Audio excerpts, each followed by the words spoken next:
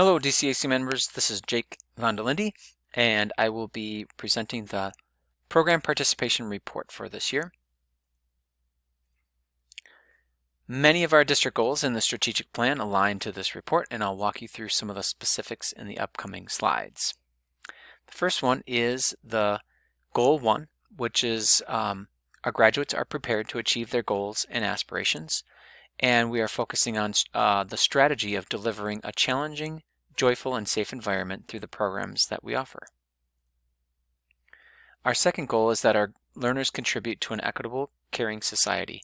Through our programs offered, we hope to amplify student leadership and voice in our decision-making, as well as support learner social emotional learning and mental health. Our third goal is that we are a culturally responsive, inclusive, anti-racist district. The strategy to focus on here is that we're looking at representation by race in a few of our program areas.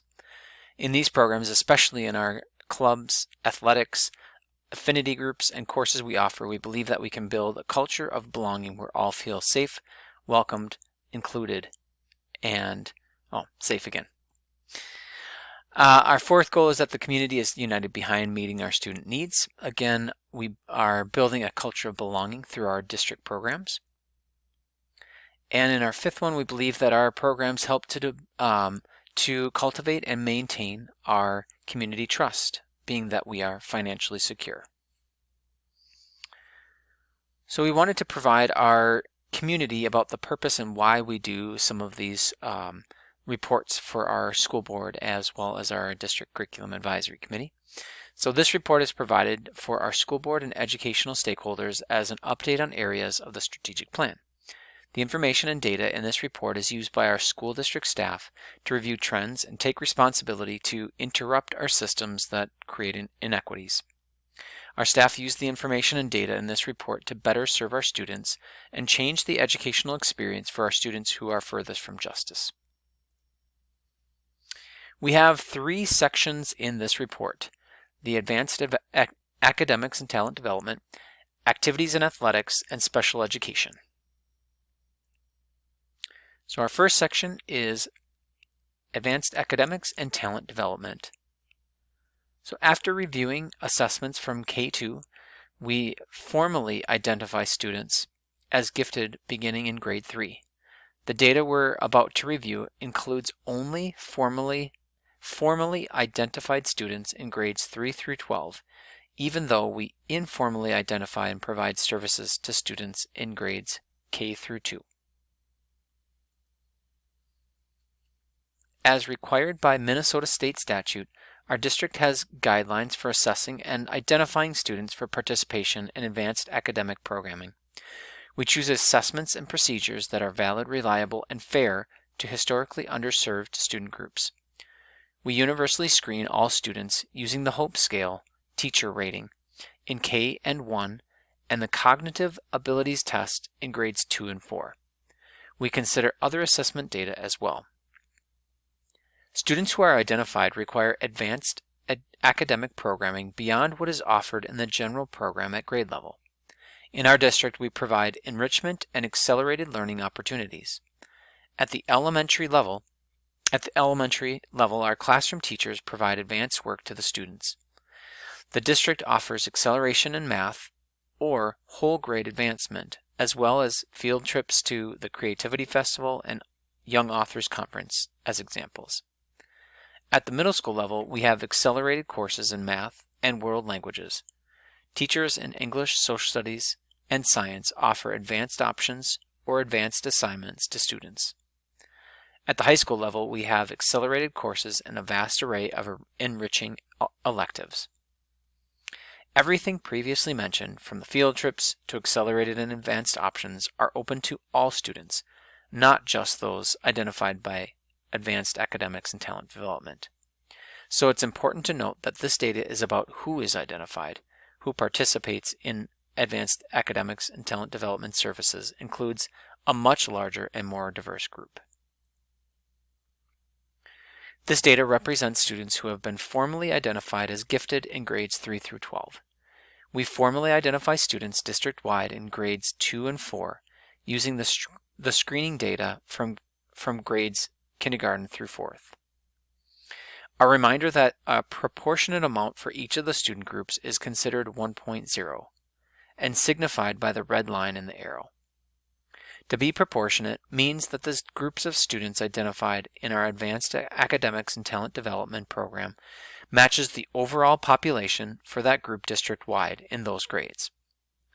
Over time, all racial groups have not changed significantly. Most have either increased or decreased by about 0.1%, which is about 10 percentage points. We continue to see many of our BIPOC student groups, and in particular, our Black and Hispanic students, remain underrepresented in our Advanced Academics and Talent Development identification, and our white students continue to be overrepresented. This graph shows more student groups represented in our AATD program. As you can see with our multilingual learners, our students who receive educational benefits and students who have an IEP are still well underrepresented in our AATD program, well below that 1.0 line. This slide shows only the student groups that have been identified in a particular school year. So, for the 2023-24 school year, only students in grades 2 and 4 versus all students in grades 2 through 12 on the previous slides. And this data shows some promise as we see positive trends. Our white students are becoming less over-identified over time. We also see increases in our BIPOC and multilingual learner students towards more representation. Looking at the data for this year, many of the trends seen here are continuing to improve. We continue to focus on improving identification of students for Advanced Academics and Talent Development, with special attention to our multilingual learners, students with an IEP, those who qualify for educational benefits, and students of color. Our Advanced Academics and Talent Development Coordinator is teaming with our multilingual learner leaders to add nominations from our multilingual learner families for students as they enroll, so we are aware of their talent areas and can improve our identification practices for this group that has been underserved by Advanced Academics and Talent Development. Teachers and families at the elementary level would like to see more services provided by AATD, either a push-in or pull-out service model to address our vast student talent areas. We'll now shift to our activities section, which focuses on our secondary grades 7 through 12. So our secondary activities are grouped into multiple categories: academic groups, athletics, clubs, and fine arts. And this year we added a community education course for our driver's education classes. This is a visual example of some of the activities and titles that our secondary students are involved in. As you can see, there's a wide range of opportunities for students to engage in, from DECA to our Black Student Union to our robotics club to jazz ensemble. This graph provides data for the 5-year trend of activities, which includes all categories. We look at this data disaggregated by race to measure if there are any disparities within our student groups. As you can see, we have put an asterisk on the 2019-2020 school year and the 2021 school year, as both of these years were significantly impacted by the COVID-19 pandemic. These COVID-impacted years make it difficult to compare our trends over more than the past 2 years. This current school year, we are seeing student numbers of students that are comparable to pre-COVID participation, so it did take about 3 years to get back to normal participation. In school years 22-23 and 23-24, we see our participation proportions stay relatively stable, with our white students overrepresented and most of our students of color groups underrepresented, especially our Black and Hispanic students. Multiracial students remain about representative. This graph shows the data again by student groups, which include multilingual learners, students who qualify for educational benefits, and students with an individual education plan. Over the past 2 years, we see the proportionality for all of these groups remain about the same and continue to be well under what we hope to be representative. This pie graph provides us with a look at the percentage of students participating in each of the categories. As you can see, the majority of students participate in athletics, 45%, clubs, and fine arts categories. We have done some recategorizing of clubs, which took some of the academic-oriented activities into the club category rather than the academics category. Also note that these are fine arts activities that are happening outside of the school day as extracurricular activities. These do not include the fine arts courses that happen during the school day. And academics only includes DECA, speech, and the math team. So these pie graphs provide us with a look at the percentage of students participating in each of our different categories. This slide is specific to academics. The pie chart on the left indicates the percentage of students participating in academic clubs and activities, and the graph on the right indicates the percentage of students in each of the categories in the district. This shows that our groups of students by race are mostly representative when looking at representation of students of color and white students. However, by looking closer, we do see that our Hispanic students are underrepresented in this category. This graph is specific to athletics. The pie chart on the left indicates the percentage of students participating in athletics, and the graph on the right indicates the percentage of students in each category in the district and secondary. When looking at athletics, we see an overrepresentation of our white students and underrepresentation of most of our BIPOC students. However, we do see that multiracial students in athletics are representative of our overall population. This slide provides specific data on clubs. Again, the chart on the left is students represented in clubs, and the chart on the right is all students enrolled in grades 7 through 12. We see more representation for many of our student groups. However, white students are slightly overrepresented and black students are slightly underrepresented. This last slide is comparing fine arts participation to our overall secondary population. We see a large overrepresentation of white students, and most of our groups of students of color are underrepresented. However, we do see a representative proportion of multiracial students. We'll continue on with our special education program. Initial referrals are students who have met initial criteria to be evaluated for special education. Students may or may not qualify for specialized services or instruction based on this evaluation. Students may or may not be evaluated based on the initial referral and continue an intervention plan. The following data is monitored to determine the over and underrepresentation of student groups. This graph provides information about students who were referred to special education. So these students may have qualified for special education services or may not have met the criteria for special education services. Again, we look at this data by race to measure whether we have disparities in our data.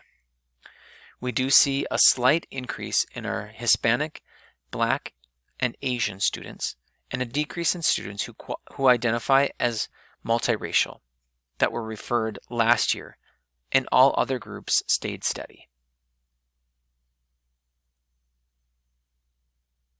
The following data represents students who are served in special education and are currently receiving specialized instruction or services.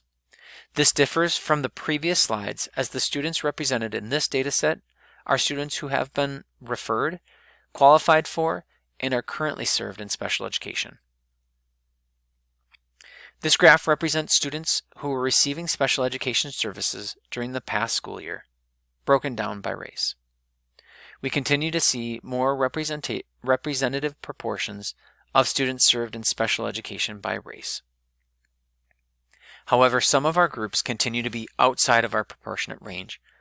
We continue to have an overrepresentation of American Indian students serviced in special education, as well as our students who identify as multiracial.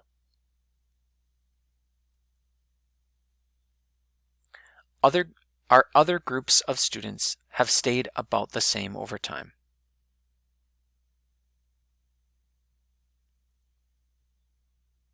Some of our areas where we have a district response include the advanced academics and talent development improvements within our identification program. So looking at our students at younger grades and also including screening all of our students. We're also trying to look at the participation versus the identification for our advanced academics and talent development. We see more variation when we just look at the identification of students, the new students that are coming into the program, rather than the whole group of students. So we wanted to break those two areas down a little bit further, and that's why you see those in the report. Also, we are conducting, as a part of our 21st Century Grant, a comprehensive need assessment for programs and activities that happen at the secondary level, and some within the elementary level as well. So we hope to provide more information and some more needs that students have identified for programs or activities that they would like to see in our secondary schools coming up in our program participation report next year. We also have included more information from our 7-8 activities, and we're doing more recording of students who are participating. We're getting more information from our Unity Center participation. The Unity Center happens at RAMS, and students have different activities that they can be involved in after school. And we'll be including more information about that in next year's report. And we're also going to be including more information around our student affinity groups. A lot of these groups change participation just based on who can be involved after school. Each of the different days, and so tracking that information hadn't been a priority before, but now we want to see who is involved and what does that look like for our students. So that information will be included in our program report next year. We also are looking at our reviewing our data and updating our data for activities, so including more of our activities that happen at the secondary level that are more of voluntary programs that don't do attendance or hadn't done attendance in the past. Then we'll be doing attendance with those groups so we can figure out which groups that are well represented and underrepresented, and just continuing to improve our list of groups that are actually happening within our secondary. And as a part of our improving our special education assessments and referrals, we're looking at aligning our student assistance teams processes as a part of our multi-tiered systems of support. And that means that the students that we're providing interventions with and doing those pre-referral before they get to special education, really looking at those processes of what we're doing for students. So we're not misrepresenting or misreferring students to special education.